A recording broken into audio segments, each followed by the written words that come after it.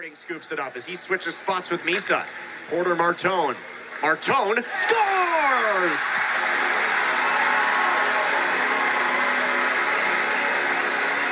Steelheads on the board. Martone cuts the lead to 2-1. And there's that goal you were talking about, Zach, that the Steelheads absolutely needed on the power play. And who else? It's Porter Martone, the captain, coming through for the Brampton Steelheads. Right there, he got that puck at the side of the goal, looked for a pass option. He didn't see one because the Generals were blocking everything through the middle of the ice.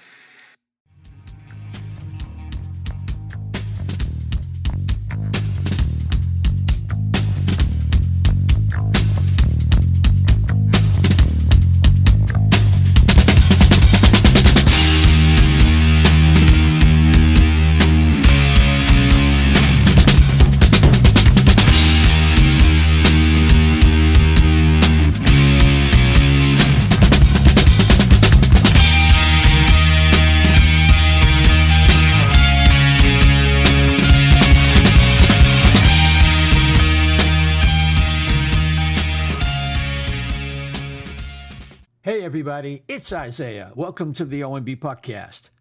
Before we get started, just wanted to remind you that we are brought to you by Jim South Street, down on 400 South Street, 40 years of the best cheesesteaks, hoagies, and fries you'd ever want in the grandest Philadelphia tradition. So check them out at 400 South Street in Philadelphia, PA.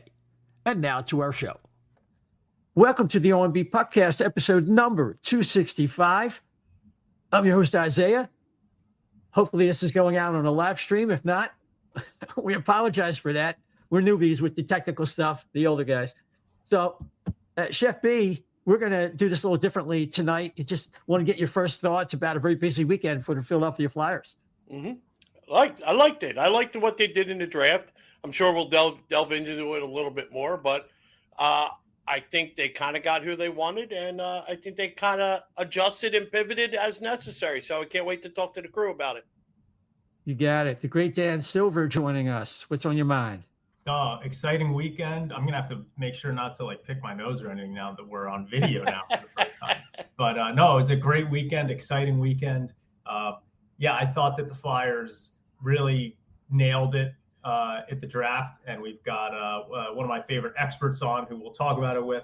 But I was excited. They, even if they said that they weren't intentionally going after guys with size, that's what they ended up with. And I think based on the current build of the team, that was pretty necessary. And they also managed to get some guys with size that have a lot of upside too. So I'm excited about it. My cat's excited about it, as you can see, and we're all we're pumped. Fantastic. Just want to let you know we're brought to you by FlyersNittyGritty.com, Summit Adjusters, Jim South Street, and of course, we're featured on HockeyHotStove.com, the exciting new forum website. If you go to HockeyHotStove.com, scroll down, you'll see our logo. Click on there, and it takes you to all of our YouTube streams. And I think you'll like it. Really exciting new forum. And I think most of the teams are covered there, so check it out. Anyway, without any further ado, let's bring on from the Draft Analyst.substack.com one of our favorite guests, Steve Kournianos. How you doing, man? Doing great, guys. How you doing? All right. There was so much news breaking today concerning free agency. The Flyers didn't tender this, but we got to put that aside. I want to talk about these kids that were drafted. But before I do that, we got to ask you, because I think you're in a really good position to judge these types of things. What did you think of the Flyers' acquisition of Trevor Zegras? A, where he's going and where he's at in his career and what kind of opportunity he'll have with the Flyers? And B, do you think it affected their draft board? Yeah, I love the trade. Because I think Anaheim, I think Verbeek, when he took over that team, he was like, I want to put my own imprint on the roster. And that really meant from the top down. So if you follow his moves, he's been getting rid of I guess if you want to call it from the, what was his name? Was it the guy that got fired? The ex-Blackhawk defenseman. The old GM, the previous GM from is it Bob Murray? Yeah, from Anaheim. Yeah, so when they got rid of him, now Martin Madden has still been the scout there, the chief scout there, so it's really his picks. But it seems like Verbeek's wanting to get, so it's really been like in a row. Like they got rid of Max Jones, they got rid of freaking with Jacob Perreault. They so I knew that Zegras' time was numbered, and also the injuries really impacted him. You know what I mean? Like he's a very flashy, dynamic player, and he just lost his mojo. And so the question was it because of the injuries, or was it because like he felt in a way like the walls were caving in around him because after they drafted him, they drafted McTavish, they drafted, they traded Drysdale for Gauthier, they drafted Leo Carlson. So getting all these high profile forward prospects. So I felt like, Zegras probably was like, all right. And on top of that, like he was getting hammered on social media, like all this stuff. So I think he definitely needed a change of scenery. And there were a lot of teams that probably were interested in his service. The issue might have been his contract, but he's only got 1 year left now. So it's not really an issue. And considering what they paid to get him, like Paling they got for nothing. The second round pick, I believe was the Columbus pick. That might have been involved in the Provorov trade, right? So like, what would you're paying for nothing for a guy that was a back-to-back 60-point player before he was 22 years old. So I know as hockey fans, really in any sport, when a former first-round pick or a former star, like he regresses and his value's lowered, everyone's like, oh, well, he's going to be better with the next place he goes to. But usually that doesn't quite happen. We don't know why. Maybe the play is just because the team's not going to just give up on a guy if they think he could turn it around. But I think it's a situation where the Ducks were like, we don't need you anymore. You know what I mean? Like we're going for it. We want to be a tough, heavy team. We brought in Quenneville. We brought in Kreider. We brought Trouba. Like they want to be a hard team to play against. And a guy like Zegras, even at this stage of his career, is probably nothing more than a finesse center. The thing is, though, is the fly power play has been so bad that, they're not finding help on defense to quarterback it. So I think Zegras could be a phenomenal power play quarterback, whether he's at the point or on the half wall. So that's what the biggest reason why I loved it. And in a way, yeah, like if you look at the fact that the Flyers just drafted mostly wings when they definitely did not need wings. I mean, the right shot, right wings. If you go down the list, right, like you got Konechny, you got Forster, you got Brink, you got Tippett. Mitch Cole plays right wing, if you need. So like there's and all those guys like under contract, and they're all under 28 years old or 28 or younger. So I think it's like, what, Zegras pretty much is what we need. Like he could be our franchise center, but then again, we thought maybe Kevin Hayes was going to be that. Like, I don't know. I don't know like what the long-term thing is, but I can tell you right now, like it's going to bring a lot more interest and I guess excitability to the power play. It's going to inject some life into it, but we'll see. I mean, they didn't really pay a whole lot to get him, so that's why I like the move. But we have to temper our expectations. Like he's got to prove himself. He's got to prove that he wasn't a flash in the pan. Yeah, sure, Chef. Well, Anaheim, they were holding out for the longest time. I apparently, Briere has had previous interest in him. So they were trying, poking the bear here and there, saying, hey, what do you want for this? Finally, I guess it was just like, hell, we better do something before he really plummets out, because based on their roster, it didn't look like they were going to have much room for him. So, I guess Anaheim took what they could get, or just Briere just being Briere, apparently, because like he's negotiating from this position of strength, and he's done it so many times now that we're going to have to start believing him.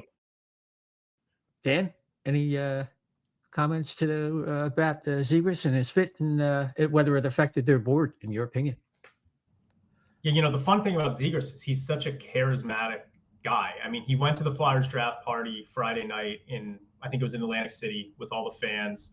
He's a charismatic guy, and you just root for him, right? I mean, things didn't work out in Anaheim for whatever reason, but he's still, 24 years old? He's got so much talent. And he's almost like a more confident version of Morgan Frost that has actually kind of like proved it in the NHL. And I really hope he sticks down the middle. I mean, that's obviously a big question mark, but we'll get into the Flyers draft, but I mean, there's a chance that the Flyers first line this season is Porter Martone on the left, Trevor Zegras at center, and Matvei Michkov on the right. Like, it's not an impossible thing. And it's just,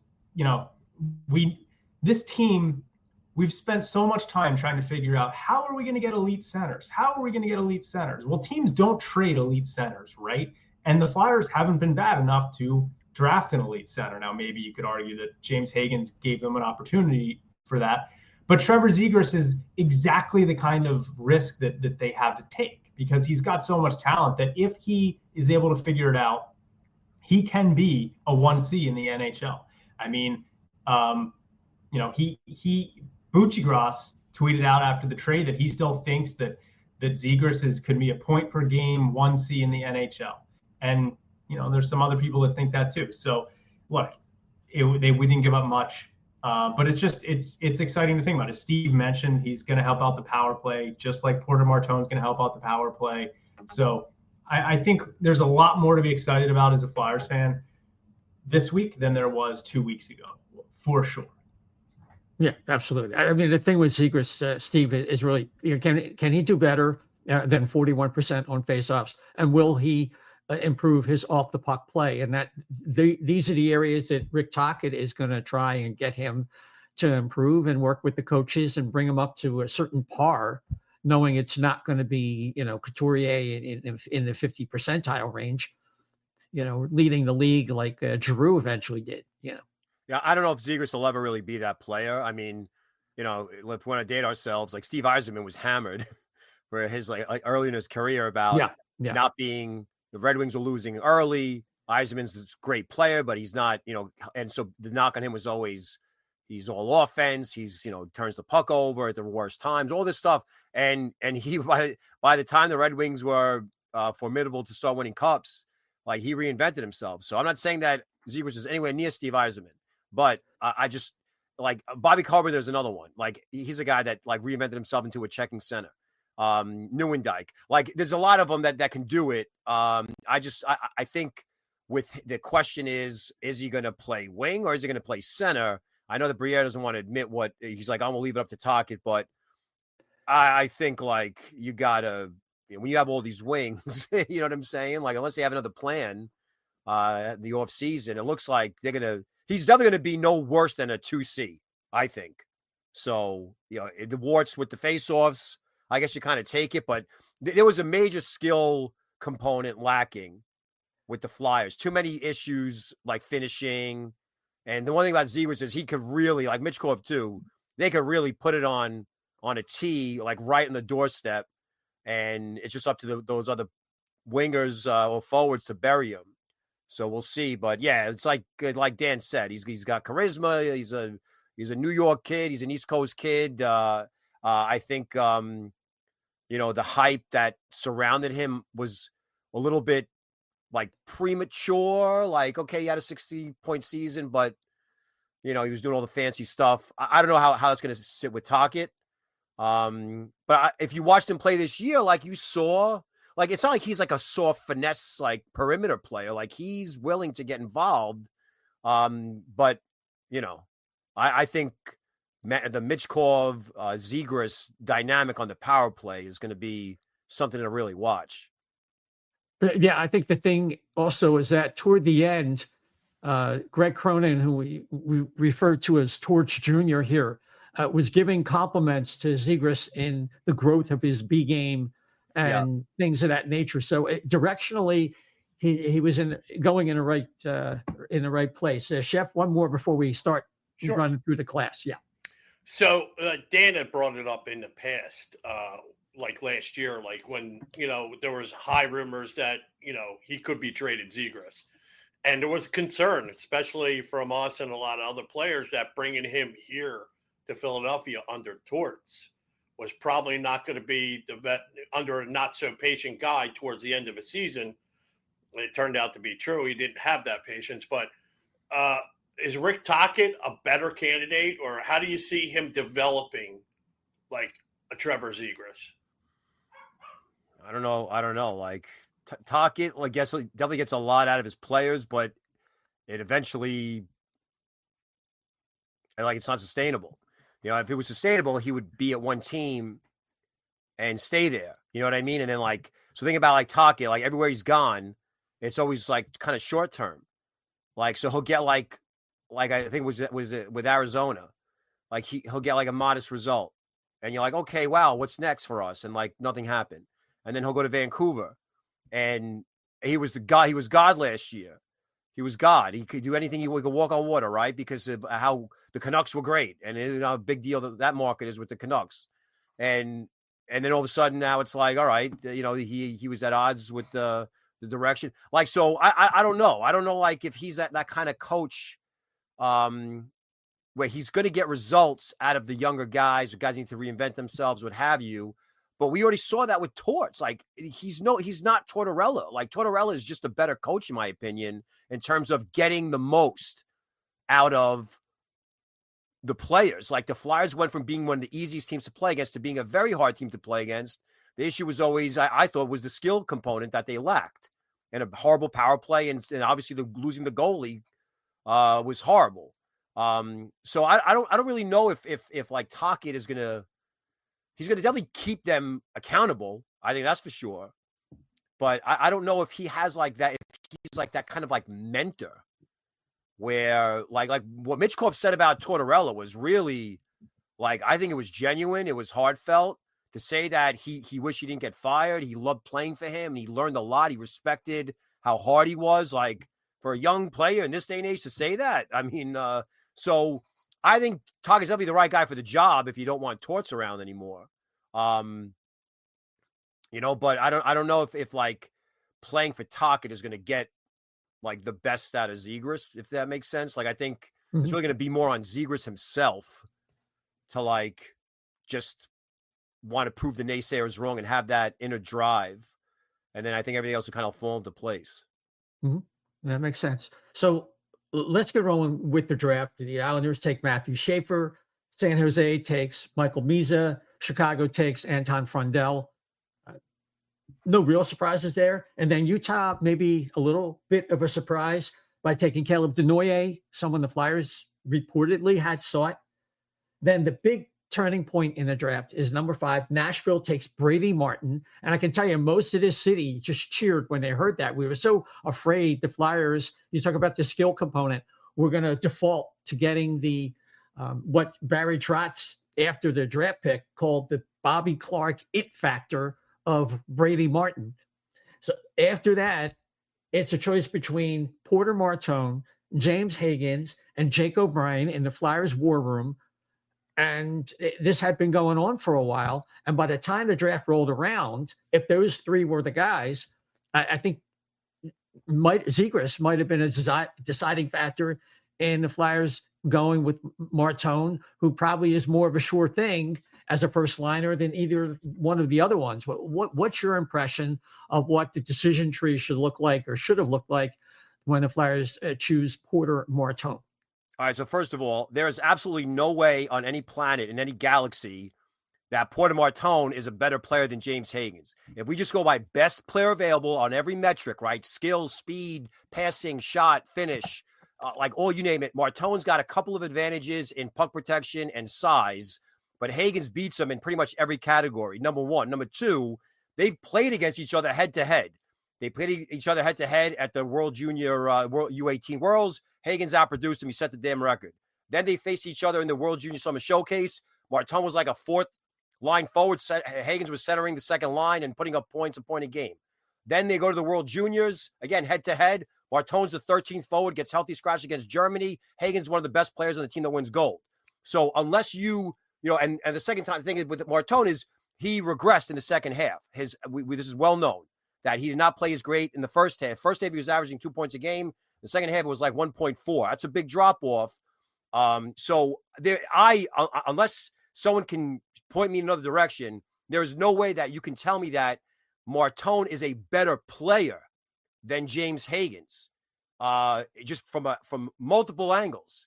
However, if you want to go for size and skill, then it's like what all these guys say. They'll always default to size, but that is because you want and need size, not because it's actually the reality of this player is better.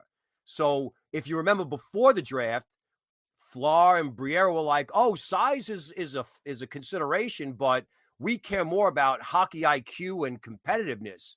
Well, guess what?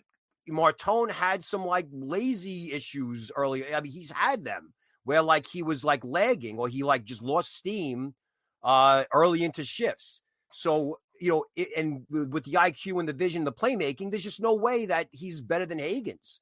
So when they decided to pass on Hagens, I was like, all right, well, it's definitely because of size, because they got Zegras, they got Luchenko last year.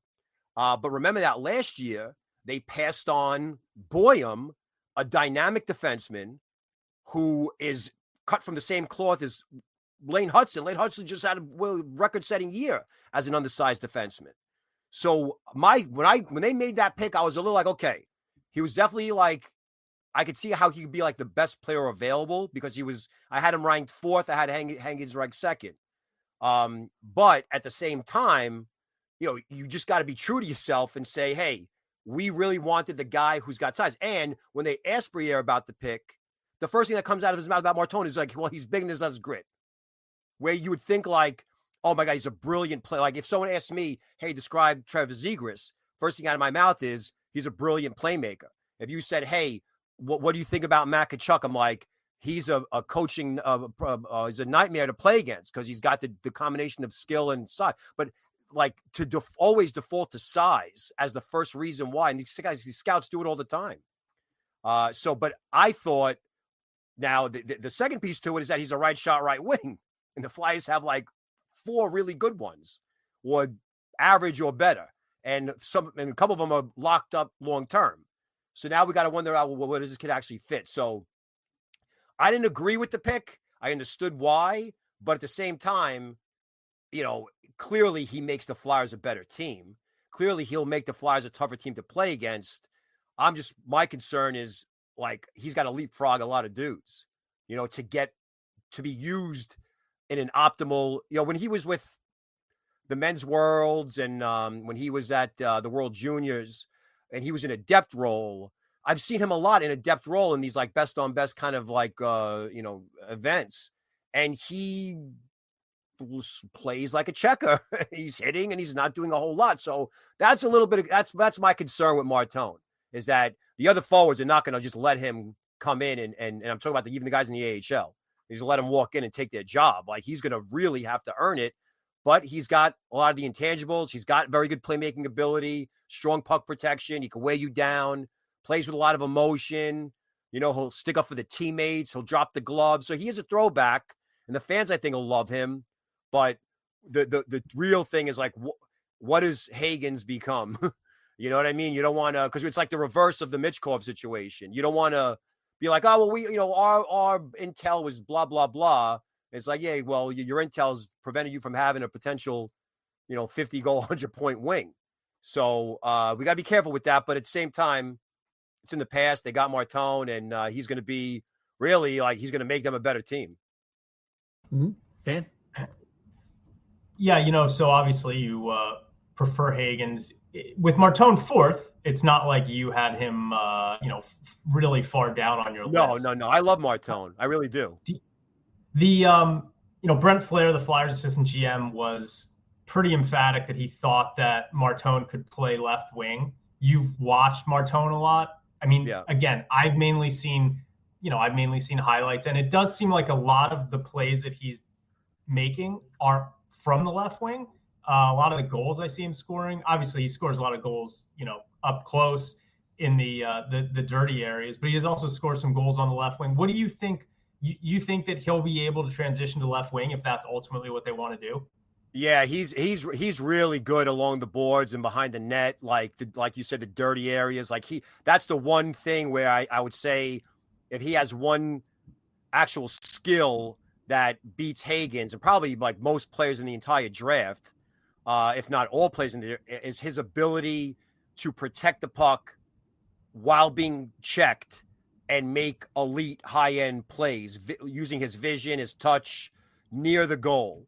Like, he does it a lot. Now, sometimes it gets him into trouble because when you're doing no-look, backhand feeds into the slot, if they read it, and you got, let's say, a defenseman yours is pinching to contribute, or you could have an odd man rush the other way, and that happened a lot.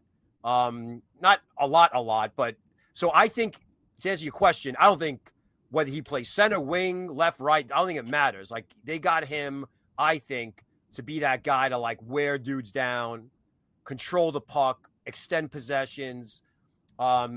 If that is their number one reason why, if they just came out and said it, which they didn't, they just come out and say it. They always said other stuff.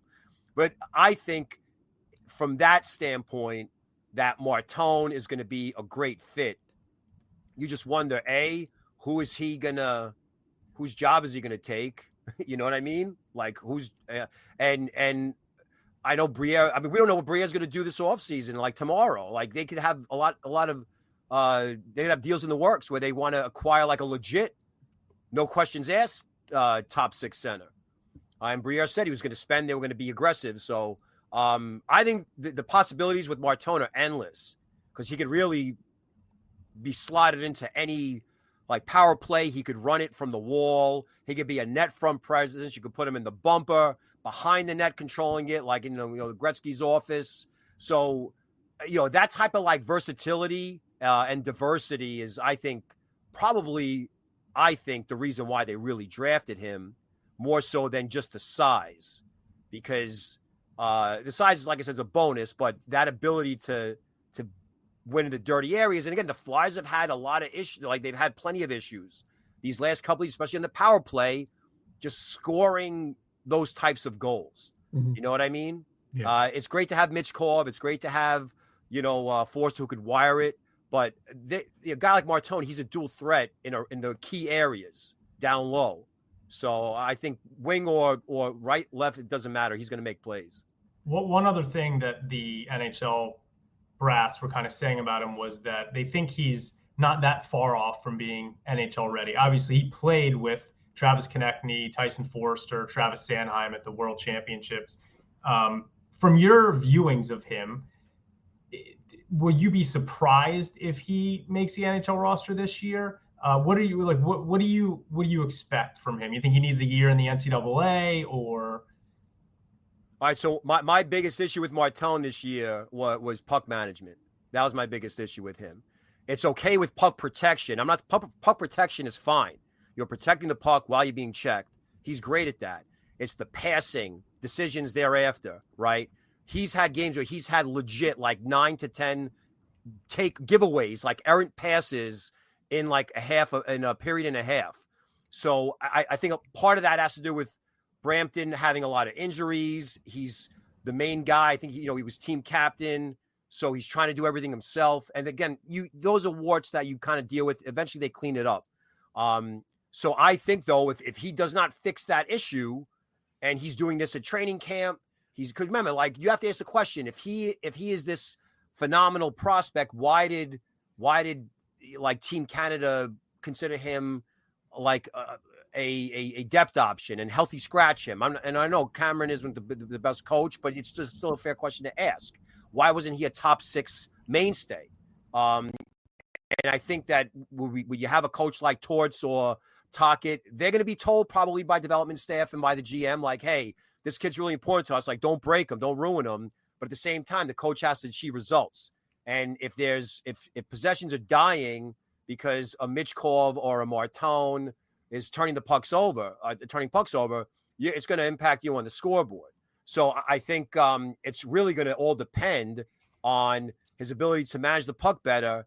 If he has to reinvent himself and just be a chip and chase north-south grinder to keep an NHL job, yeah, he could do that. He could do that with occasional offense chipped in with being in the net front, good stick handling, like poise under pressure, delaying to initiate a breakout, little things like that. My reason why I don't think he is ready is because of the depth within the system. Like there are guys that are like real, like he's not ahead of Bump. You know, Bump just won a national championship, played with Lehigh Valley. I mean, you could even say that to Amala in a sense, because he's had 2 full seasons in Lehigh Valley and he's been one of their better players. So Martone's going to have to prove that that he is better than. I mean, they have a lot of wings. I mean, obviously Martone has the highest upside out of all of them, without a doubt.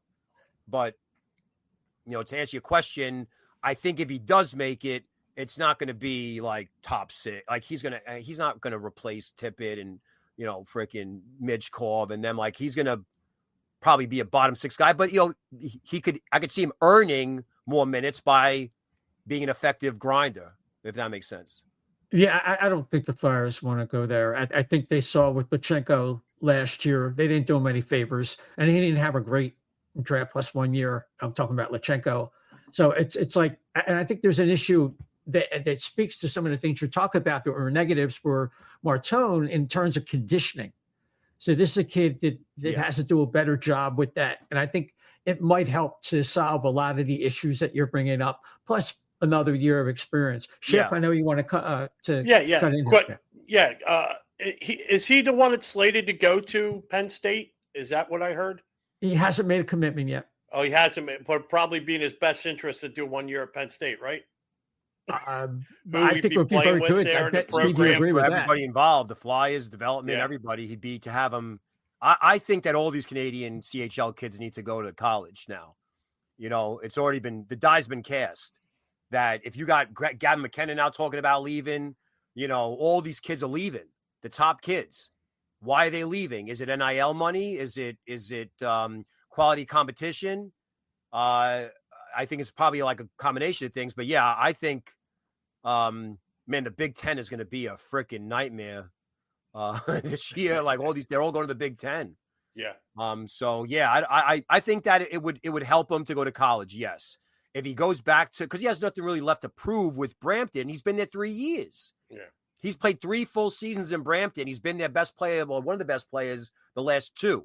So he paced for almost, you know, 1.75 points a game this year. That's like 100. So what does he have left to prove? Yeah. You know, you want him in the AHL, which they can't do because that's stupid rule. Well, you go to college. So I'd go to college. Yeah. Yeah, we were talking about a couple of shows ago how it was a shame Lachenko was signed so quickly. That would be the best place for Lachenko. And that's off the board now. Even though it wasn't official at that time, according to Shane Malloy, it was out there that the change was coming, and that would be the best place for him this year. So, and they'll probably end up rushing Jet, but we'll see. But anyway, let's move along here. The next pick is the one almost unanimously is confirmed or thought of as controversial with as the Flyers trade 2 lower picks. It was 22 and 31. Correct. Right, for Jack Nesbitt. And Shep, I know you wanted to ask a question regarding this player, but obviously there's a lot involved with the trade up, the player, the whole 9 yards, and who could have been taken would have been better to take at number 12 for Jack Nesbitt. Shep, you go ahead. Well, I was wondering, I mean, because we were kind of pre-gaming it a little bit when we were, before we started broadcasting, but I was just wondering, like, how big of a reach was this really? I mean, obviously, when we talked about, when you were on before a couple of weeks ago, we had talked about how close, like, after the second tier of guys, like, up until like the mid-20s or maybe late 20s, that these guys were all kind of in the same general skill area. So if they really liked him for some odd reason and they traded up for him, I mean, I know you suggested that they could have been even higher and gotten who they really wanted. So what is your take on how they drafted, who they could have got, and what you briefly talked about before we started the show? All right. So just first of all, like, I was shocked, right, that they paid an extra first rounder to go up 10 spots and take him. Now, I thought that, now again, it takes 2 to tango. I get it. But I would have packaged heaven and earth because of the Utah wild card and frickin' Armstrong always throwing the board for a loop. Like I would have moved heaven and earth to try to land one of the top tier centers. Now, Floor, before the draft, when he was asked a very good question. It was like, for pick number 6, how many players like within that group are you considering? And he didn't mince words. He was like, it's like 10, 11, or 12. I wrote it down. I have it right here. He said 10, 11, 12 guys as a group within the number 6 pick range. And the research and combine, they did extra work since the season ended. So they had a group or a tier of up to 12 players for number 6. So that means that there's a good chance that one of those players that they had as good for number 6 was going to be available at 13 or maybe even 14, because other teams are going to probably draft guys that they didn't have on there. So it's like, if that was the case, did you really think that Nesbitt is worth this really valuable asset to move up and draft? I mocked Nesbitt to the Rangers at 12. However, the Rangers are desperate for a top-line center prospect. And I thought that all the other ones would be gone and that the Rangers would basically do what the Flyers did, which is desperation. I thought there was a panic move. They saw all the centers. I thought, and this is just my opinion, but I think the guy from the very beginning was either Desnoyers or Martin. They both went. Frondell went. It was just center. They felt like they had no choice, and it was probably a plan they had in place. Draft the wing, but now we have to draft the center, but we have to draft the center that we really want. The problem is that Nesbitt didn't do anything besides being tall to really, really distinguish himself above, let's say, like the Zanones and the McKinneys and the Kutzes and the Reshneys. You know what I mean? And like Nesbitt, listen, I like the fact that he elevated himself to be a 1 center for a team that was, they rebounded. They had a bounce back season. He was part of it. He was a high OHL draft pick, so he had the pedigree. And like, he was centering Greentree and Protas. And those are that, I think both hit 100 points this year. Nesbitt didn't, but he wasn't always centering them. But when he did, then you had the playoffs where they lost in the reverse sweep. Nesbitt did his best. I thought he was one of their better forwards. But when you look at his numbers, though, he had only 9. This is a number 12 overall pick that you traded an extra first-round pick to move up, right? And you said that he's amazing, but he had only 9 5-on-5 primary assists playing with 2 really good wingers, right? Whereas if you look at Hagens in that same, he had like 50% of his assists on the season were 5-on-5 primaries. So I didn't like the move at all. I like Nesbitt, but not at 12 and not at the cost of a 31st overall pick. Mm-hmm. All right, so I want to talk about Nesbitt a little bit because I had the same reaction. The Flyers traded up. The first thing I want to say is I know, Steve, you're talking about moving heaven and earth to move up, but I think the Islanders tried to move heaven and earth to move up to be able to get Hagens. Like, I think teams are just not trading top 10 picks. It's crazy. 17 years. That's the last time it happened. Why are these guys so scared? Why are these guys so scared? Like, and I'm not saying this because, back in the day it was so much. No, it just doesn't make sense. But for the NHL draft to have a 17, I'm sorry to interrupt, Dan, but to have a 17-year gap, or break from just moving down. And the funny thing is that the last time that happened, when the Islanders did it in 2008, it worked out great for them. They traded down from 5 to like 7, and then from the 7, I think, to 9. And out of all the players picked ahead of it, they got Josh Bailey. He was the best player out of that group. You know what I mean? So it's weird to me why they always talk about it in the press conferences. Yeah, we'll think about moving. We're going to think about moving. They don't move. They don't move anything. They don't move anything. They're scared. I'm telling you, they are scared. That's why they do it. So yeah, I agree, Dan. I just when you lack a dynamic franchise center and you have a million picks and it's a center heavy draft, I guess expectation management was poor on my part because I really thought the Flyers were going to be like, no, we're going to do exactly what we did with Mitchkov, and we're not going to do what we did last year with Boyum, among others. You know what I'm saying? So yeah, Hellenius too. Yeah.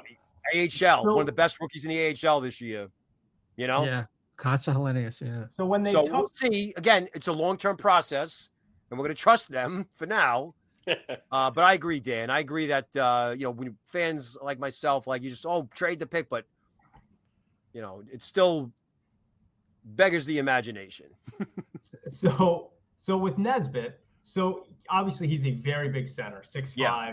And what they say is his skating is just sort of abysmal. But so I found a few nuggets. I just went searching around the internet when they drafted him, and I found a few things I just wanted to mention on the show.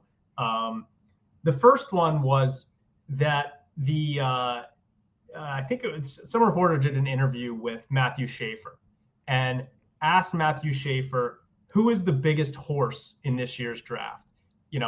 And he responded, Jack Nesbitt. He's a beast. He's really good.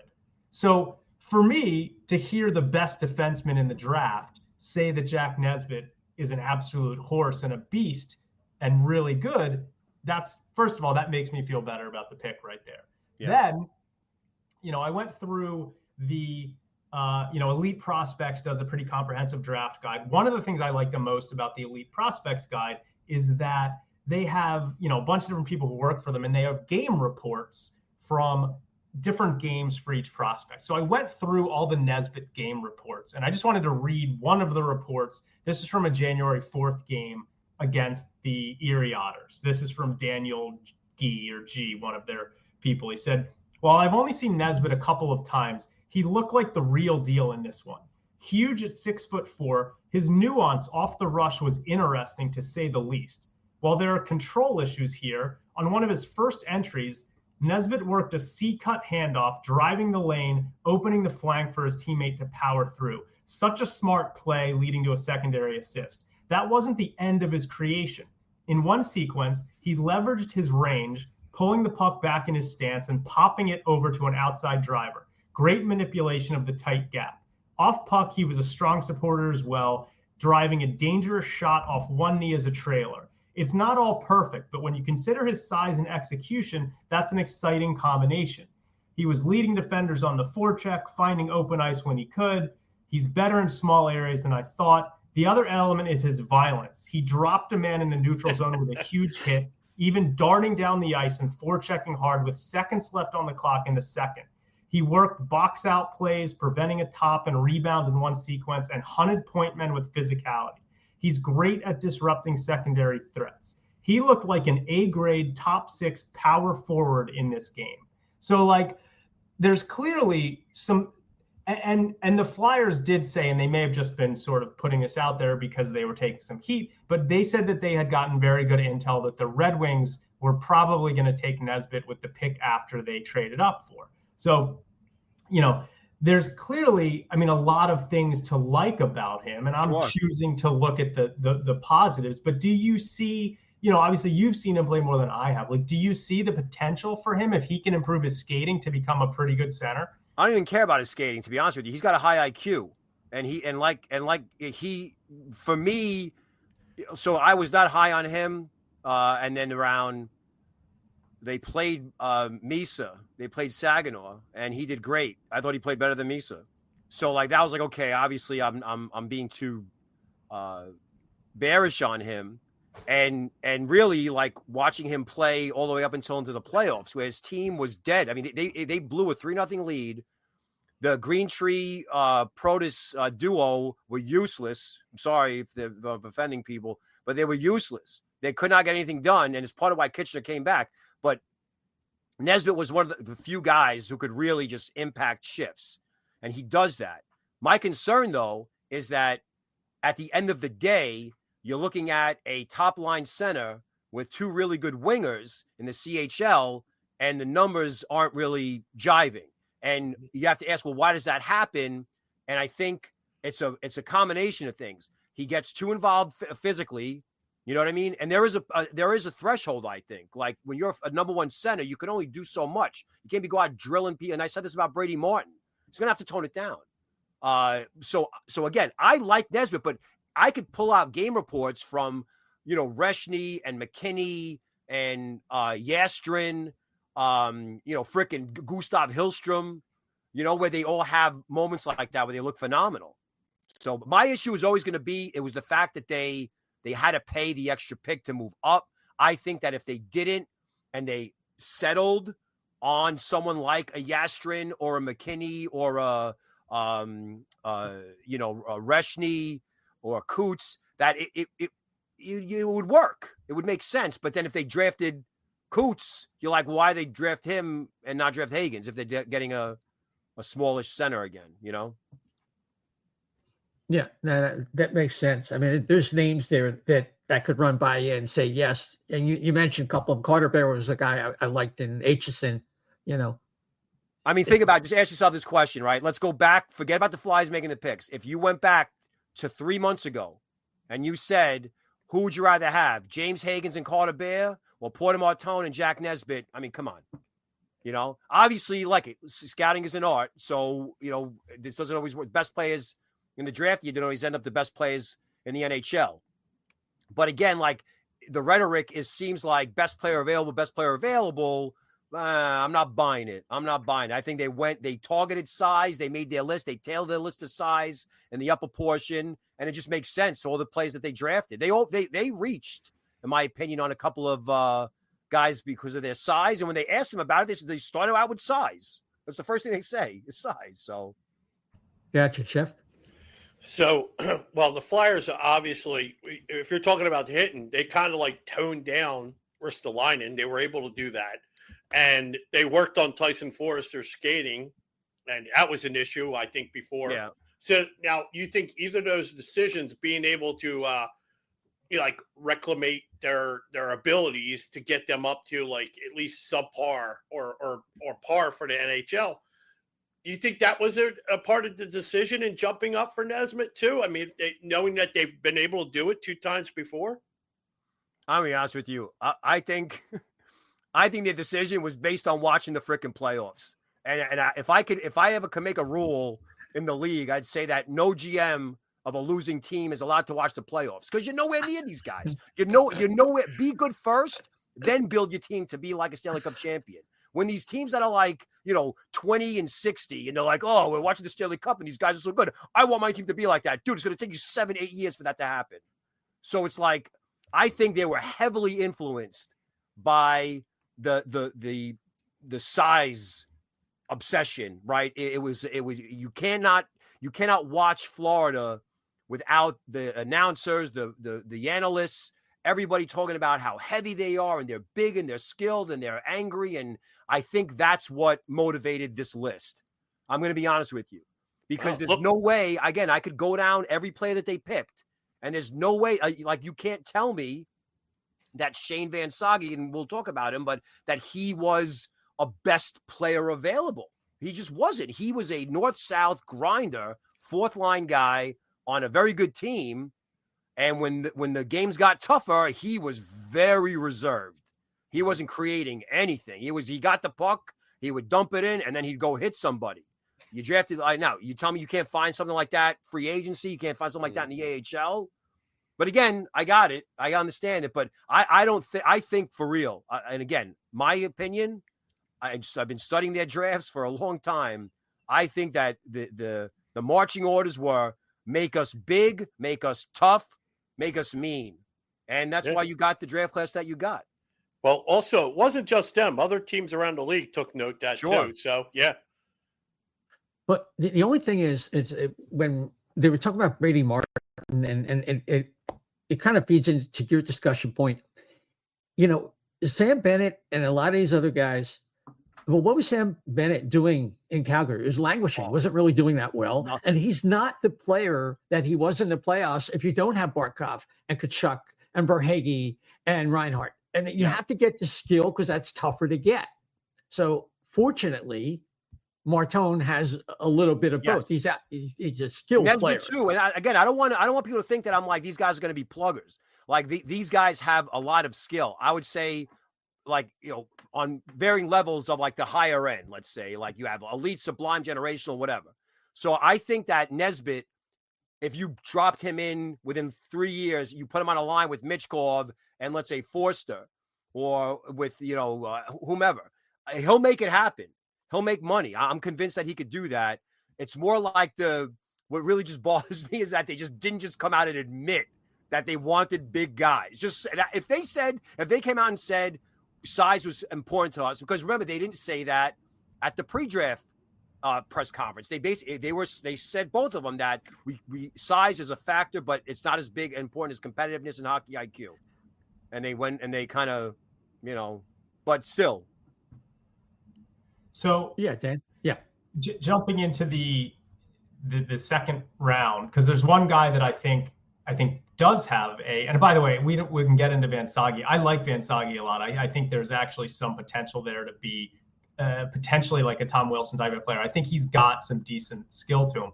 But the guy I think he's got some size, who I think's got some skill almost in a sort of like an Owen Tippett kind of way with the shot and driving the net, is Jack Murtaugh. So I was kind of interested in your thoughts on him and your viewings of him. Yeah, he was a first round pick for me, so that was a great pick. I don't know how like just shows you. Okay, so again, best player available, right? I mean, they need to write this down and post it on their freaking website and give us our definition. Give us their definition so we could have an idea of what they mean when they say best player available. Okay, Carter Amico was not the best defenseman on the NTDP. He was supposed to be, but we thought that it was going to be Trethaway based off of their U17 seasons, right? So the U17 season with the NTDP, it was Trethaway. Central Scouting gave him an A rating. They thought he was a first-round pick. And then we knew that Amico, because of his size and his mobility, is a 6'6" or whatever, 7, that he could move. But if you watch the NTDP this year, clearly, the best players on that team were McKinney, Murtaugh, Kvasnichka, and then from the defense, you're going to probably say it was Shock, right? Those were the best players on their team. And with Murtaugh, you know, like he's the best winger, the best finisher on the squad as well. So, but he got drafted after the defenseman who had his ups and downs, was injured. And even, I think Floor even said that he actually said this during the pre-draft press conference. He mentioned Amico's name. He was talking about, like, someone asked him about, hey, has the injuries impacted how you guys scout? So Floor goes, yeah, Schaefer, blah, blah, blah. And then the next name out of his mouth is Amico. And then he says, I wrote it down. He said something like along the lines of he had a strong U17 season and we saw a lot of him on tape. This is before the draft. Before the draft. So clearly they fell in love with this kid early. It was a Freudian slip, if you ask me, that he mentions, you talk about Schaefer and then you go right to talk about Amico. There were other forwards that had injuries. So I think that, again, you know, Murtaugh is a guy that I'm shocked didn't go in the first round, because he could give you puck protect. He's kind of like a Martone light in a way. You know what I mean? Probably, but just a better skater. I think the issue with Murtaugh, though, was finish. He's like, he could not, if he finished, the chances that he had, he probably would have had 40-something goals, but he was kind of snake bitten like a lot of guys in his team were. Is he mainly a left winger? Yeah. Because he goes down he's kind of like a Kreider, where he'll be a left wing, but he'll go down the right wing on his backhand, and it's a power game. So it's very hard to knock him off the puck. And then he'll weave and circle. I can't believe he lasted that late. That's a situation where I don't care what position you're in. Like the Rangers with Malcolm Spence. Like, you know, you have Murtaugh there, a goal scorer, a guy who could help on the power play, be a net front guy, but he could skate, size, strength. He could be nasty to play against too. He plays with some bite. You know, I think it was a great pick. Let me play devil's advocate and with all these kids. but isn't the point to draft them for what you think they're going to be in 4, 5, 6 years? Sure. And that's the like, if there's some things that don't seem right in front of you, you're thinking they're projecting these kids, and we all know this, but maybe that's part of a big part of the calculation, particularly when it comes to skating. The Flyers have been pretty good fixing skating. Like, and everybody brings up Tyson Forster as an example of someone they were able to fix, below average skater. Now he's, league average at least, and he has a decent burst. Not every, obviously Owen Tippett, that's a whole other ball game. And the other thing they like Tippett and Mertag both have issues in terms of hockey sense. And that's the other thing. The hockey sense with most of the other guys, at least in the top rounds, is rated to be better than average. Although Amico might be. What do you think about him in that regard? He's very good, but he's a project, and you got the serious injury too. So I think if he was healthy, the problem with the NTDP defense, anytime you assess an NTDP defense, it's always a forward centric attack, but there's always going to be one defenseman on it, right? Cole Hudson, Lane Hudson, Adam Fox, even Cam York to a degree, where like you could always default to that number one defenseman and do anything. With the NTDP this year, coming out of the 17s, we thought that it was going to be Treadaway was going to be like the future McAvoy, right? And that after that, it was going to be somewhere between, it was probably going to be Phillips. Amico as the number two, right? That if he's healthy, he's the righty, that you could have him. And they were rotating defensemen out like crazy. Amico gets hurt. Treadaway really struggled out of the gate. The team was losing terribly. It was a really bad year for the NTDP.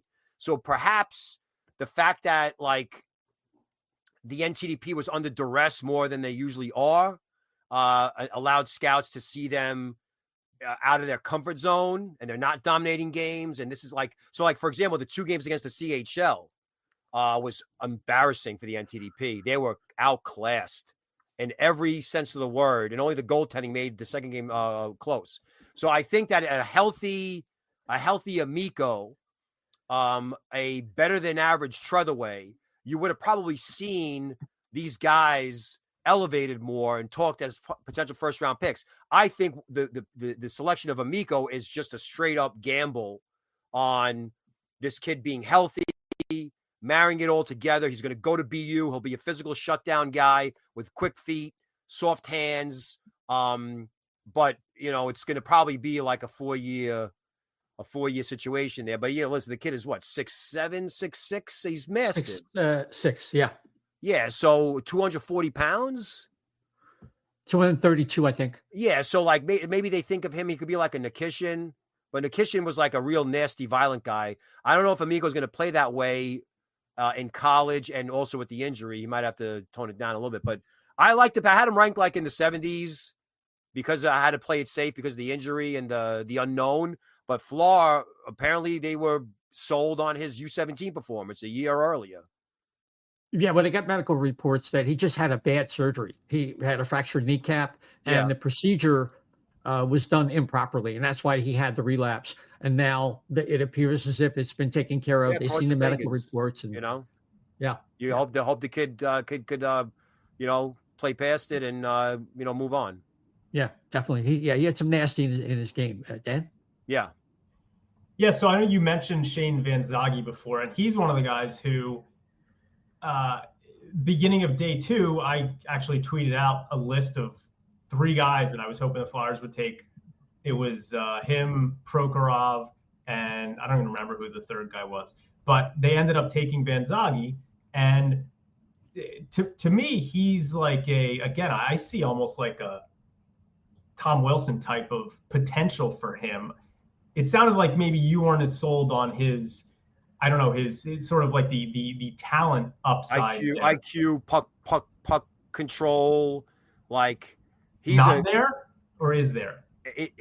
Okay, so I watched him at the NTDP the year before that, and my whole narrative, if anybody asked me, was that he gets pigeonholed into being this like grinder power forward type, but there is skill there.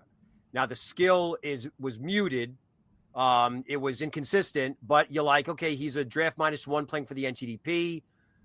You could say that Dakota Rayon Mullen, the defenseman, and same thing with Logan Hensler, and to a degree, well, not Hagens, he was the best player, but all those 2025 eligible types on the NTDP last year were just kind of like stayed within themselves with occasional whatever. So now you fast forward to this year, they're all in college, and they're all going through growing pains. Hagens to an extent too. But like Van Sage, Hagens, Rayon Mullen, Hensler, they're all going through it. The one that really didn't go through it was Potter. But Potter wasn't an 18. He was a 17 that went straight to friggin' Arizona State, was dynamic from off the hop. And Hagens would have been too. It was a different dynamic with Boston College. But anyway, so with Van Sage, in the beginning of the season, I noticed that Michigan State is like, dude, this is your job. Do not deviate. They didn't need him to score. They wanted him to be a physical, in-your-face, north-south, chip and chase, mash guys along the boards. As the competition, and they played tough teams all season long, but when I thought that Michigan State, their goal was to win the championship. They should have won it, really. And that Van Sage in those key clutch moments, right, the big games, he really was limited to only a handful of things, and that is a dump in, he was just hitting everything. And I'm trying to think, like, all right, at some point, like, where's the IQ? Where's the positioning? Where's the anticipation? Where the reads in the neutral zone to pick off a pass? Because again, we're talking about a potential first-round pick. So I felt like maybe he was just being a good soldier and was listening to what the coach told him. But I didn't see what I saw him with the NTDP. Now, he played his best hockey in the middle of the season this year. He's scoring goals. He's in the net front presence. He's got soft hands. So there is something to work with. But again, I was just not seeing him. I have this thing where if you're going to be a first-round pick, you got to take over games at some point or another. You have to be able to take over a game by yourself at least like 2 or 3 times a year. Okay, give me something.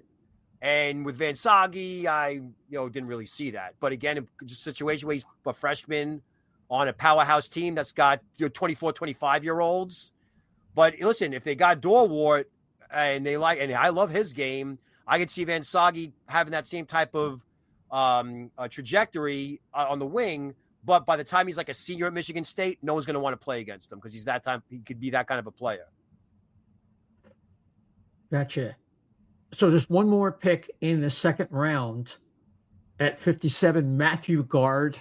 Yeah. He's another big guy, 6'5", center, very good defensively. Yeah. Pretty mobile for a kid his size, his age. What can you tell us about him? Yeah, I liked him. I think I had him ranked in the 60s or the 70s, so it wasn't too far off from where I had him. He played for a really bad team. Yeah, Red Deer. Yeah. They were so bad. They had injuries. I think they had Josephson was hurt. Pickarainen, the Devil prospect, I think got hurt too. So they really struggled to score goals. And what I liked about Guard was he was able to kind of like, in a way, kind of like Nesbitt, where he was able to multitask, where it wasn't like he was trying to do everything by himself. He was literally putting out fires almost every shift. So there's going to be a lot of value there. You look at the production, he led the team in scoring, but he only averaged like half a point a game, which is insane because the WHL, he averaged like 7 combined goals a game. So I think you're not looking at him necessarily to be an offensive guy, but you see playmaking, you see finish, good mobility, strong on the puck. I have seen him take over games. So I think that if you're going to ignore the center position and focus on wing and defense and wing, and then you got to go back and find a center. So I did a flyer draft this is this flyer draft that I would have executed, and that's including losing the second with Zegras. So just to put it out there, and we'll stop at 68 because that was the I think they traded that pick was part of the moving up 2 spots or moving down. Right. You get 57 and Guard. So Guard was part of a package where with Ottawa, I think it was, where they it was 38 and 57 for 36 and 68. I think that was the trade that they made. It's something like that. Yeah. Yeah. So anyway, so I have this. So 6 overall, I'm taking Hagens without even batting an eye. At 22, I'm taking McKinney, not that far off from Nesbitt. At 31, I'm taking Yastrin. So boom, boom, boom, center, center, center. 3 different types. 2 of them have size and strength. Hagens is, of course, a potential all-star. Then at 36, instead of trading down and getting the defenseman Amico, I'm taking Malcolm Spence. So there's your big-bodied or big, strong wing, right? First-round caliber. Then I'm definitely drafting Murtaugh if he's available at 40, without a doubt. And then at 48, I'm drafting the Russian defenseman Limatov, who's like 6'5", a fantastic puck. I mean, he was probably the best defenseman in the entire NHL this season. I don't know how he kept on slipping and slipping. It was the Russian factor or whatever. And then at 68, I'm taking Maceo Phillips, who is like a hair behind Amico in terms of play. Like, I thought Phillips was better at play killing, just as physical, just as big. So that Hagens, McKinney, Yastrin, Spence, Murtaugh, Limatov, Phillips, if they drafted that way, my tone will be a lot different. A+ from Steve if they drafted that way. I mean, yeah. But again, I see, that's like what you said earlier, though, that this is a long-term projection. Like, every class is slotted into a timeline, and that this particular class, I don't see them making the NHL anytime soon. I think that they drafted this class this way because they wanted to add toughness and size to within the organization, make the competition more fierce, more competitive, and then potentially graduate 2 or 3, if you're lucky, to become full-time NHLers. And then you have potentially, bottom 6, middle 6 types. Gotcha. Chef? I'm just curious. Did anybody else find it? Like, nobody, you mentioned yours. I don't see a scratch of anybody even thinking about taking a goalie with all the amount of picks they did. I was going to go there with the. I thought it was odd. I mean, and only 2 defensemen out of all this too. I thought, given what they need throughout the whole line, even in the minor league system too, I thought that there'd be a little more even. Thank you. And Dan, since he gave a grade or kind of gave a grade of A+ if they did what you did, I would say, if I had to grade this honestly, this draft, it would be like a C-, B+. I mean, C+, B-. Yeah, no, I was just saying if Steve was grading his own. Oh yeah, yeah. But I wasn't giving mine. Here's the thing about the goalie situation. Okay, so the Flyers are notorious for having goalie issues, right? And we thought, and I'll include myself in that, where I thought they really were close to solving it after the 2023 draft, where you had, now the hard thing is horrible, but still, like, if let's just say he's absolved and whatever, but you start from there and then you go with, Fedotov and Ursin and then Kolosov, and now you're adding Zavragin and Bjarnason. Beautiful, right? But now, it's why they play the games. Like, time has gone on. Fedotov is probably AHL caliber at best. He hasn't adapted yet. Ursin, heroic under fire, but you still don't really know. And now Kolosov is mad at the state of Pennsylvania, and he left. and so we don't know what's going to happen with him. He might never come back, for all we know, which is sad. I hope they reconcile and they can figure it out. So now you're down to 2 in the system, right? Which is Zavragin and Bjarnason. Zavragin's great. Bjarnason's pretty good himself, but there's still a little bit of, like, I felt they should have replaced or found the contingency for Kolosov. You have the late round picks. There were plenty of goalies available. They just decided to ignore it entirely. Yeah, I was kind of hoping that they were going to take Martone's teammate, Jack Ivankovic. Or Ivankovic, however you pronounce it. I was surprised that they didn't take a goalie. I mean, I think Andrianov going as high as he did really screwed up a lot of teams, because he's the best goalie in the class by a mile. Ivankovic, Ravensburg, and they can't touch him. This kid is a legit star goalie. He's going to be like, Yegorov that the Devils got last year, or he's legit. But when he goes 20th overall, now you're like, okay, what do we do? But they could have easily. Who would you swap out? I would swap out Van Sage for a goalie. I would swap out, Westergaard for a goalie. Mm-hmm. I would maybe even guard, but no, not guard. Actually, I like guard. So, it was puzzling because the two things that they needed besides a center, I thought, was a goalie to potentially replace Kolosov and just add another one to the pool, and then a power play quarterback, an offensive defensive. There weren't many, but like the Rangers got one in Gonchar. There was some out there that they could. Cody Yarvi, he couldn't even get drafted because he's 5'11", but it's the way the draft went. Yeah, you got me muted there. It happens once a show. There's 3 other picks where it's like the 5th and the 6th round. Max Westergaard, a 5'11" left wing. Luke Vluswick, 6'5", right-handed defenseman, and Nathan Quinn, 5'11", center. According to some people, he might actually have the best chance to be a pro, but it just depends who you talk to. Out of those 3 players, is there anything to choose from, or they might be AHL depth at the very most? No, they're all good. So I'll start with Westergaard. Westergaard's a Finnish kid who played in Sweden, and he's a power play specialist. He's got a hell of a shot. He's a finisher, and he plays nasty. He could be a really tough out. So I think, although he was the only. I think he was the only. I think Quinn and Westergaard were sub 6 foot guys, but I like Westergaard. That's exactly what you try to do, like we did with Powatov. You go for the high end skill guys late, whether you addressed it earlier or not. I always like taking home run swings on some of these pure skill guys, except that Westergaard has that abrasiveness, so he could be a tough matchup. Vluswick, to me, he's an upgrade over Southern, who they let go, but he's better defensively than he is offensively. The thing I really like about Vluswick is his IQ. He's actually, he makes smart decisions, and he did so on a bad team that was always, under duress, tilted ice. He's going to, a lot of times you see him clear the puck. You're like, all right, maybe. But there are times where he's controlling the puck with his head up, and he'll make a couple of nice little delay moves and peel back. And for a 6'5" guy with quick feet, it's always good to see. So I like that pick.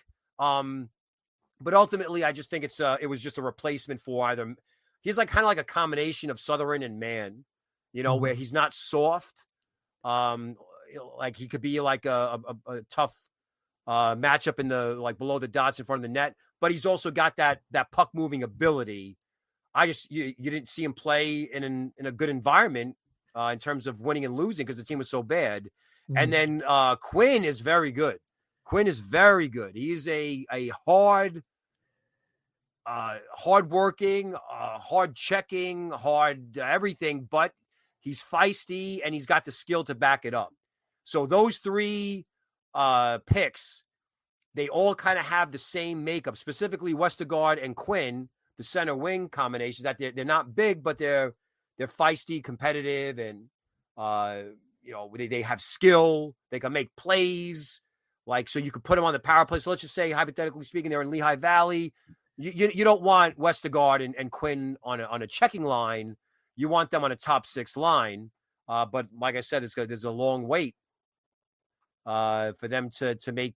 So I think about Westergaard too is he played in the SHL this year, so he got a taste of it. My concern in the beginning of the year was he's a little bit one dimensional with all he does. He's kind of like poor man's Cole Eiserman, mm-hmm. where he could shoot and he could hit, but he's a wing. So sometimes how wings sometimes it's just what are you doing?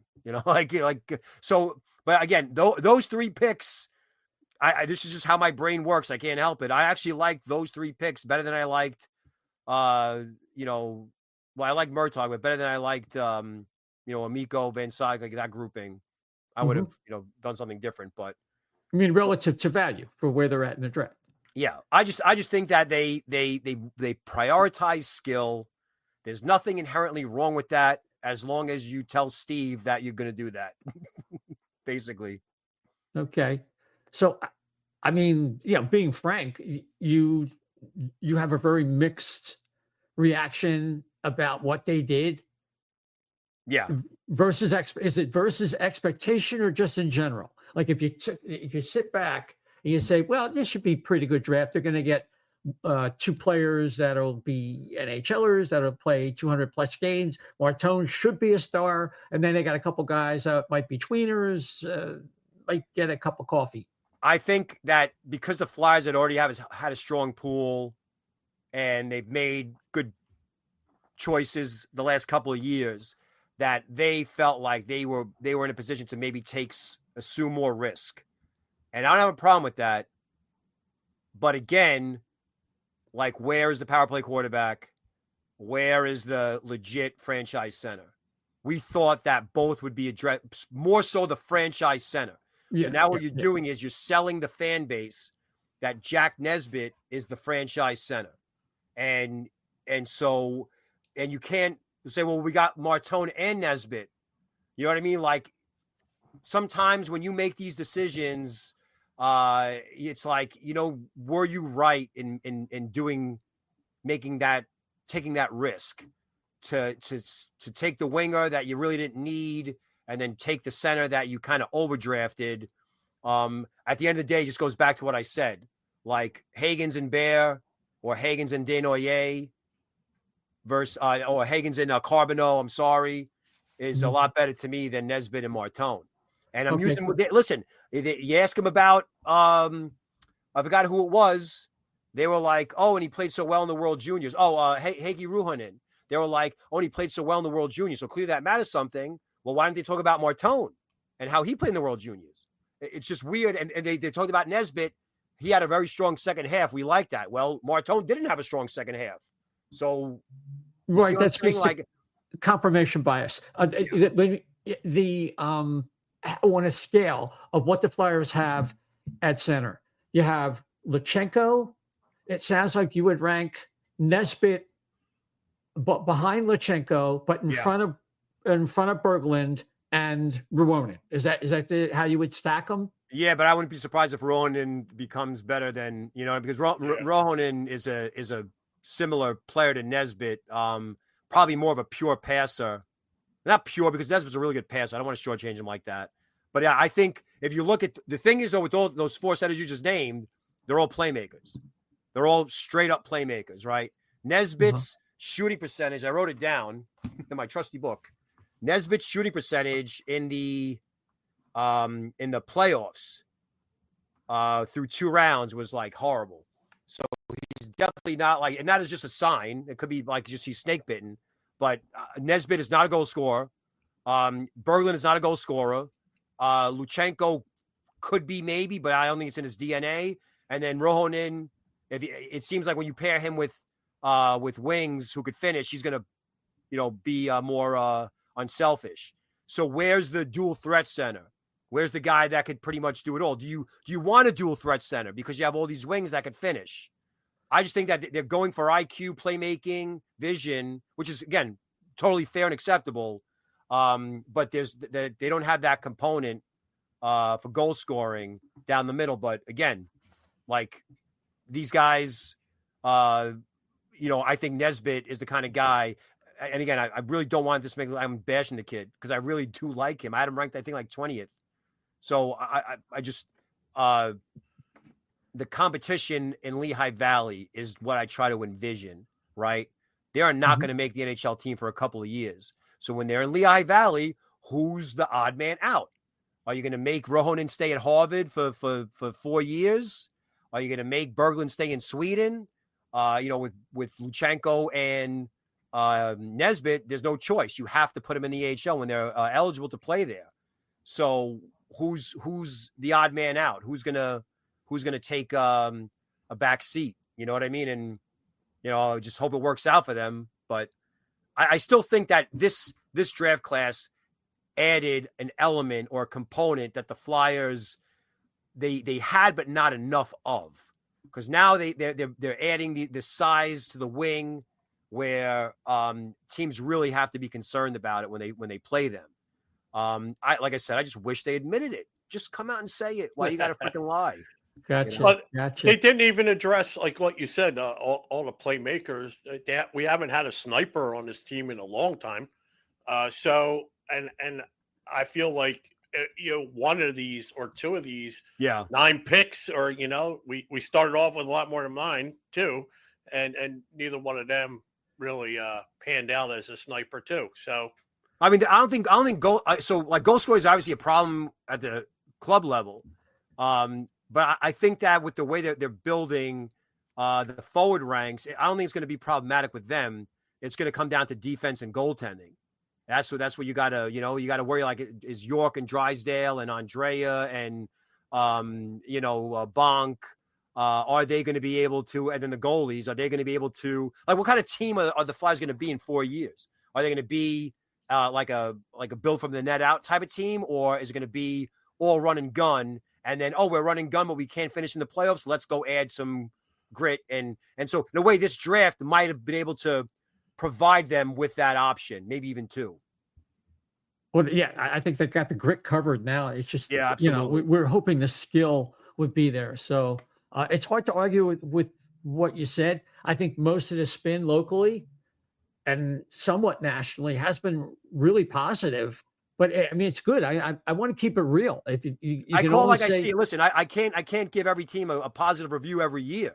You know what I mean? Like, I've been a very positive supporter. I've been a supporter of what the Flyers have done the last 2 years, and with these deep draft classes. But this was one where, and again, I think it's mostly my fault because I was really excited about it.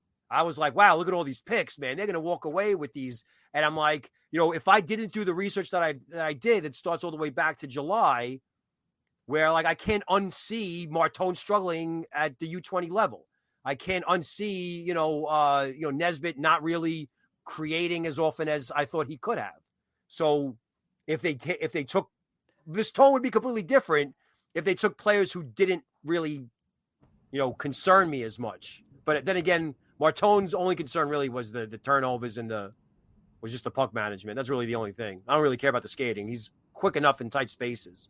So hopefully in our show with you 6 months from now, you'll be like, oh man, these guys are really, absolutely. Really and I have no problem doing that. Absolutely. No problem doing that at all. And I don't root against kids. You know what I'm saying? Like I want them to succeed. But again, I have to view it from like the depth perspective of who's going to, is it really this? Was this the intent? Was to create an insane competition on the wing? I think that's the biggest issue that I have with this draft class. It's just more wings. Mm-hmm. And it's like, you just got beautiful results from Bump. You know what I mean? Mitch Kov, you extended Forster. I mean, you extended Konechny. You got Forster's coming into his own, Tippett and Brink, who knows? But it's like, these guys are young. They're young. And I don't know, like how are they interpreting this? Like, what are they trying to say? We suck because they went out and they got more wings? Like, I don't know. Yeah, it's so funny. And Chef, I'll get to you in a second. When we, Chef, you Barkey, remember the days. Barkey. Yeah. Oh yeah, Barkey too. Yeah. Yeah, I think he's overrated, but I think I do. I just I got to see. It doesn't matter. It doesn't matter if he's overrated or not. He ain't gonna, listen, it's like Barkey's not going to give up a job. He's not going to be like, "Oh, go ahead and take it." Like, and you still need to play the Phantoms too. No, but obviously, yeah, exactly. Yeah. But Chef, remember back in the day when the Flyers were among the best stocked center franchises, like. I mean, for dog days, forever. And we used to talk about the Flyers' biggest problem is they have a bunch of helicopter lines, right? No wings. Now it's the opposite. No wonder you can't keep it afloat, right? Yeah. Well, you have a question, Steve. Well, I would say this, judging by what concerns me out there is you'll have, and people have thrown it up in my face already, that the Flyers got like an A draft. They were grade. You see all the grades out there. They're like patting the Flyers on the back. And I sit there and I look at it and go, I don't see goalies addressed. I don't see the defense addressed. They still, like I said, about the whole, not having a sniper. There's 3 or 4 things off the top of my head that I could just go through that were kind of like glazed over a little bit. So I wouldn't call the draft a failure, but No. I think people like that are just like, hey, like I think they're going a little bit crazy overboard saying that this is like a killer draft. I mean, listen, it's all subjective to an extent. You know what I mean? Like, I mean, what I look for isn't what the Flyers are looking for, what some other, schmo was looking for. Like, I don't, like people say that like I care too much about, in season results and performance, and I'm not looking at the long-term projection. I'm like, that's just the way it is. It hasn't really been a detriment to like my evaluation process. I made mistakes, but it's not like there are a lot of kids that have hit that I was positive on that worked out that weren't ranked highly because I saw them play and within the context of the game and the shift and the period and the special teams and the opposition and so on. I don't need to see 100 games. Kid play 100 times. I could see a kid play twice. I get it. But just when the picks were being made, I'm human and I'm a fan. I become a fan of every team on draft day. I root for every team. And so, I'll be the first to admit, it's a Fly podcast. I'll be the first to admit, I hate the Penguins. I despise the Penguins. Okay. I never really hated the Flyers. I hate the Penguins. I still do, but they've had pretty good drafts recently. And so I'm not going to, I can't, even if it's Kyle Dubas, who I've been very critical of, I'm like, wow, beautiful pick. So it was just one of those things where I was expecting to like have a lot more excitement from the picks that they made, but who am I? I'm just a fan who watches a lot of freaking hockey. So no, that's fine. Your opinion is been very well received, and I don't think anything will change. And over the course of time, you'll in this particular case, we hope that you'll be proved to be, but not so as on target as you have been. Let me, before you go, just wanted to ask you: the Flyers did not tender Jacob Pelletier. They did not tender Elliot Denoyer or Zay Wisdom. Yeah, and all of this is on the heels of the expectation that Maxim Shabanov will be coming over from Russia. Now, any thoughts about the guys that weren't tendered, the guys that are going to separate from, and if you know anything about Shabanov? Well, Shabanov is he's I think he's a 2000. He's either a 2000 or 2001 birth year. Very exciting player. He's small. Yeah, he's like so maybe that, like, it looks like we add Zegras, add Shabanov potentially. By the way, we forgot Gribyankin. Talk about the wings. He's not going to give up his job. Well, he's a left shot at least. Yeah, but so there's you bring him in, Shabanov. I think it's a great experiment. Why not give it, just give it a shot. The power play's terrible. He could help out the power play or possibly help out the power play. The question is, if he's in Lehigh Valley, is he going to suck and be like, I didn't come here to live in Lehigh Valley. Not that Lehigh Valley's anything wrong with Lehigh Valley. I like Lehigh Valley. I'm just saying in general, like. Right. Well, most of the Russians are like that. Gusev, like, they all can't wait to go back. So it's worth a gamble. As far as like the Peltier, I really like that kid. I mean, he looked so good in the AHL and his first few call-ups in Calgary. And then you remember when he was like, the media asked Sutter, like, hey, what about Peltier? And he's like, oh, he didn't even like remember who he was. And he had to like, and so like people thought that might've hurt his confidence, but he also has had a lot of injury issues. So I don't, the fact that he was part of the Frost Farabee trade, you wish Calgary had a lot of prospects. Why couldn't they get someone better? Someone like, or getting a pick instead? So that would be like my, if I was upset as a Flyer fan. And as far as Desnoyers, maybe it was because we didn't get his brother. You just get rid of him because that didn't happen. That's probably not happening if they drafted the brother. That's true.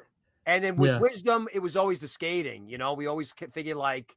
Now I think he had a bounce back year this year. Yeah, he did. Definitely had a bounce back year. But it's like, you know what? You got Bump came out of college. Mitchkov showed up. You got Gribyankin. Like, so it's getting really crowded. And I think maybe that's the intent, is just create an insane, gladiator style pit, and let the best of the best survive. And that's who's going to be long time, franchise caliber type players. But, Fly's got to get good first. I just want them to spend money. Like this has been a deep, I want to see them, Briere said he would. So I don't know if he's done necessarily with just Zegras. There's obviously other areas to address, but again, all these wings, I wouldn't be surprised if he trades someone and Martone's in the opening day lineup. And that was the plan. Like, you never know.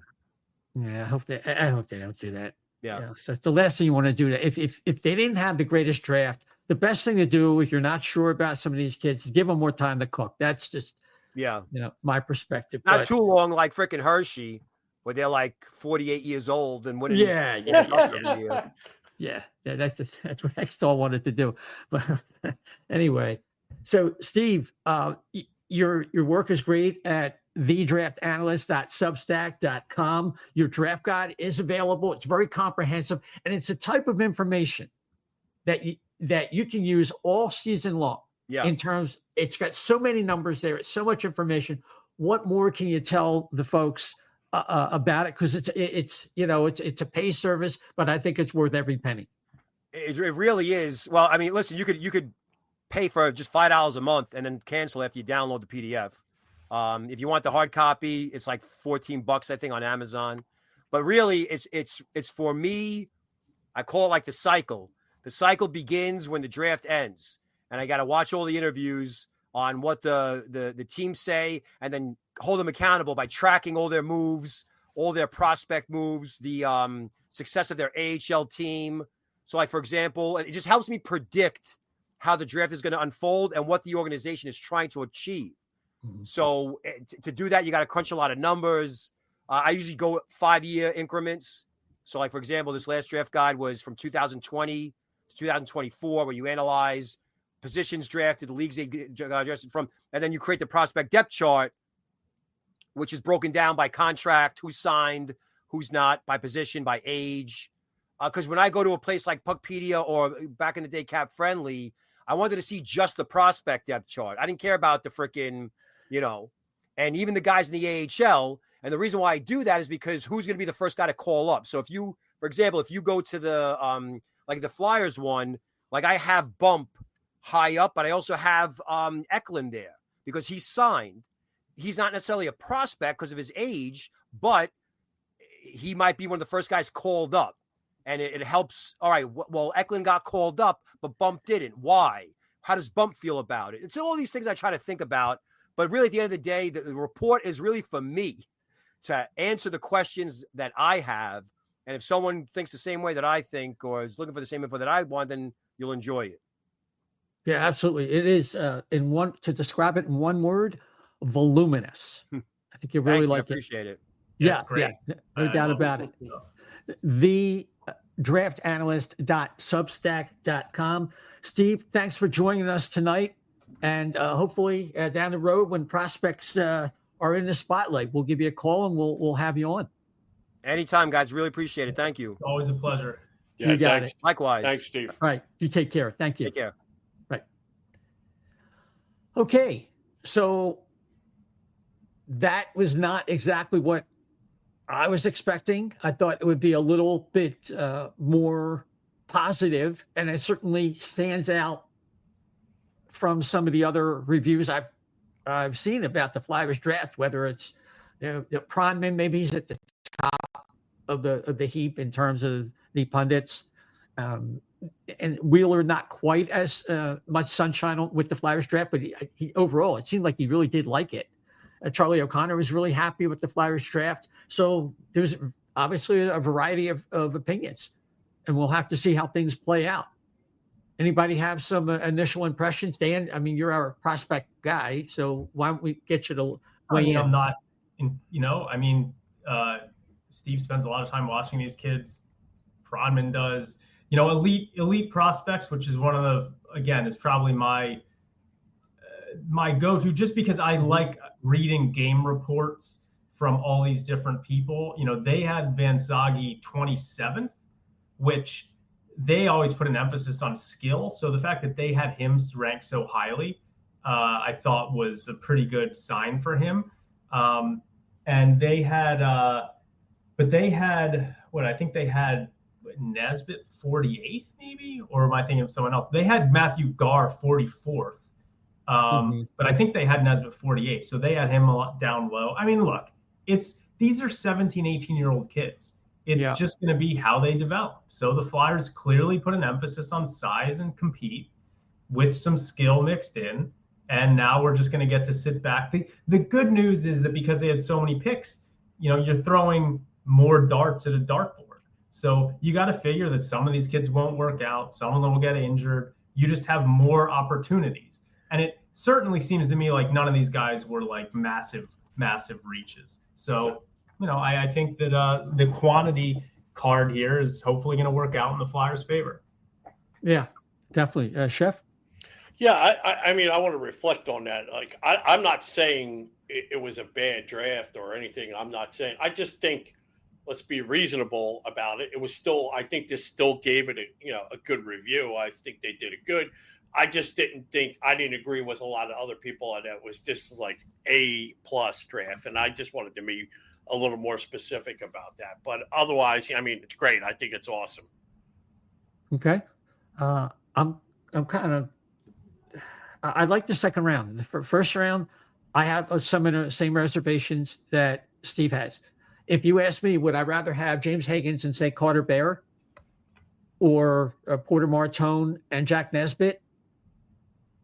I think I like the former rather than the latter, but it's a push. It's not, Yeah. I think Carter Bear has a higher floor, is more likely to be a significant NHL player. So once the Flyers did not go center, I think it affected their whole draft. Mm-hmm. So absolutely. Yeah. So definitely. So listen, there's some housekeeping items with the Flyers and what's going to happen. I can't stand this thing where you got the draft and now you have July 1st. Hopefully there's a bigger spread so we don't have to have 3 shows in 10 days and you guys get a chance to take a breath. But the Flyers are going to be out there tomorrow. There's all these rumors that Shabanov is going to be added. We won't know until tomorrow. There still could be a competition for his services, and we'll see what happens. But we have to think that the Flyers are going to be looking for a goalie who can work in tandem with Sam Ersson. They may want a depth center, maybe someone to help kill penalties, replace the role of Ryan Poehling if they don't think Carson Dorwart and Rodrigo Abels are going to be good enough at the NHL level. There's rumors that they might want a left shot defenseman.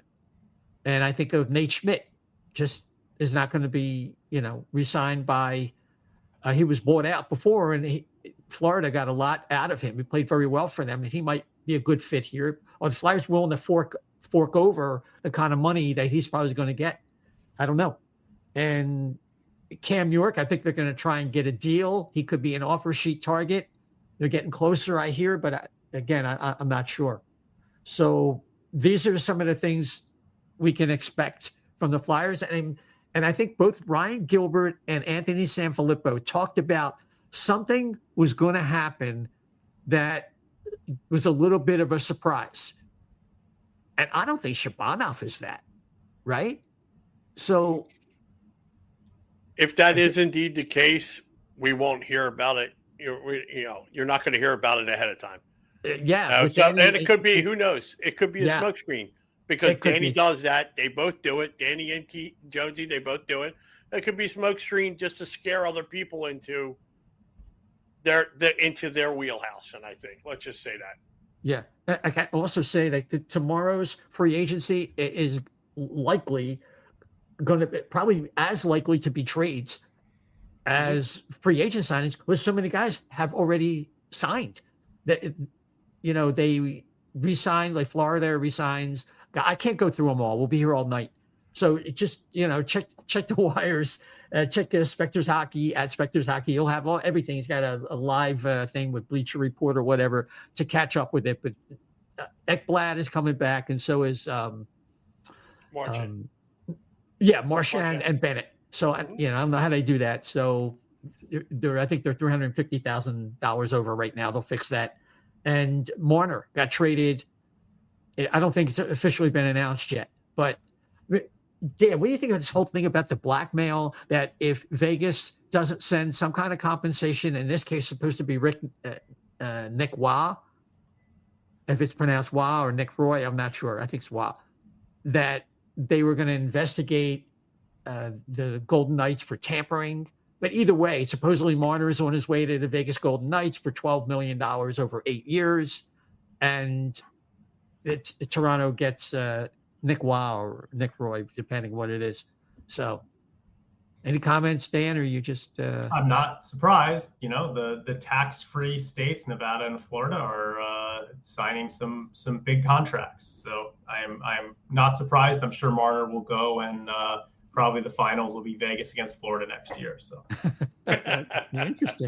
Interesting. Although Alex Pietrangelo looks like he's retiring, so that's Pietrangelo. He's I think he's taking a year off and seeing what happens because he needs a double femur reconstruction or whatever they do, something like that. And he just doesn't want to get the surgery because he's not sure.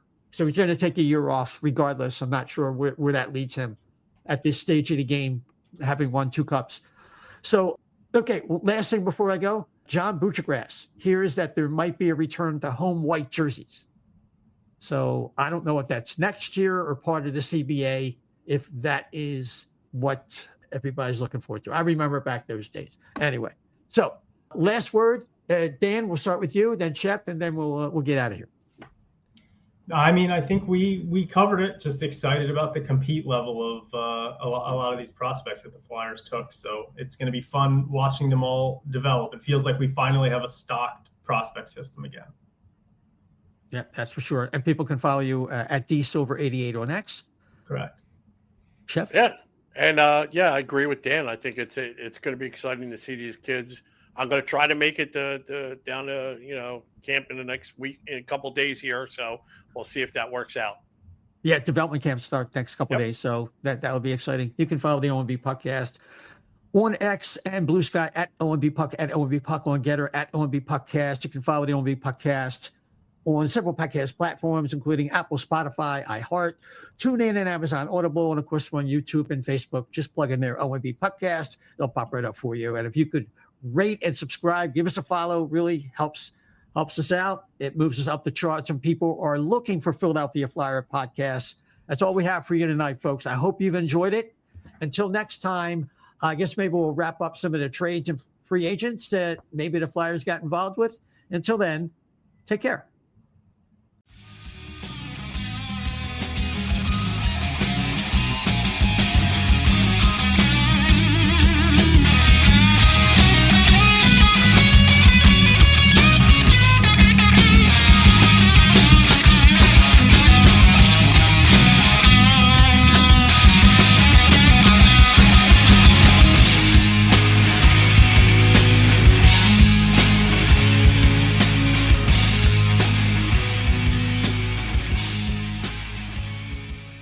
Hey everybody, it's Isaiah. Just reminding you that FlyersNittyGritty.com and the O&B Puckcast are brought to you by Summit Public Adjusters. Hey, do you have damage to your home?